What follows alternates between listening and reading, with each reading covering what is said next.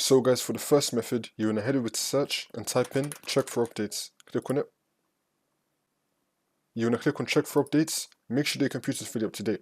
And now for the second method, you want to head over to search and type in device manager. Click on it. And now once you run this, you want to expand mice and other points and devices.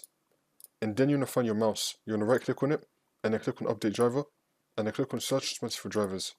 Make sure they have the best drivers for your device installed. Also, if your mouse comes with a software like my one does, I'm using the G403 mouse, it comes with the G-Hub software. Then you want to head over to your software and then click on your mouse, and then click on settings.